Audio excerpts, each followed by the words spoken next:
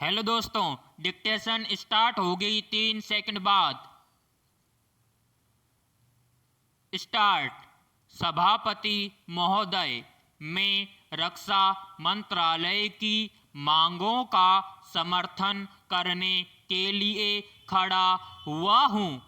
वर्तमान घटनाओं से पता चलता है कि संसार का हर देश अपनी सुरक्षा के बारे में चिंतित है और उसके लिए हर प्रयत्न कर रहा है।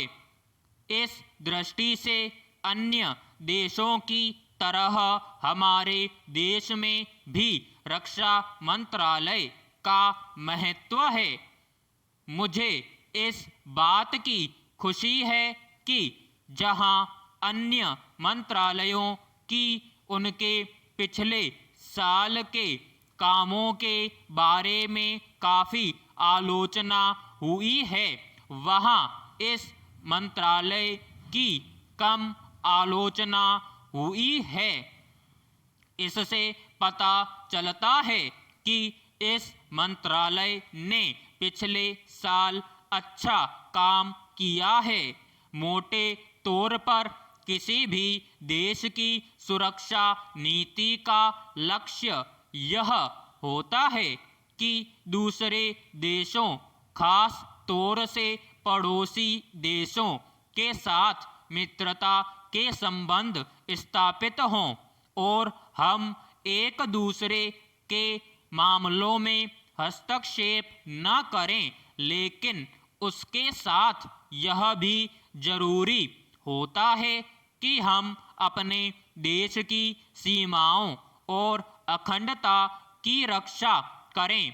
इसलिए हमारे देश का यह कर्तव्य हो जाता है कि हम अपने पड़ोसियों के कार्यों पर पूरी नज़र रखें, क्योंकि आज तक हमारे देश पर जो संकट आए वे हमारे पड़ोसियों से आए हैं।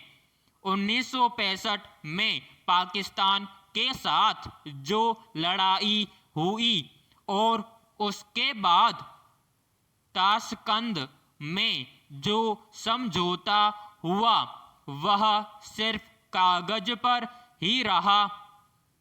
पाकिस्तान ने उस पर कोई अमल नहीं किया। इस दृष्टि से बहुत जरूरी है कि हम अपने देश की सुरक्षा की हर तरह से व्यवस्था करें।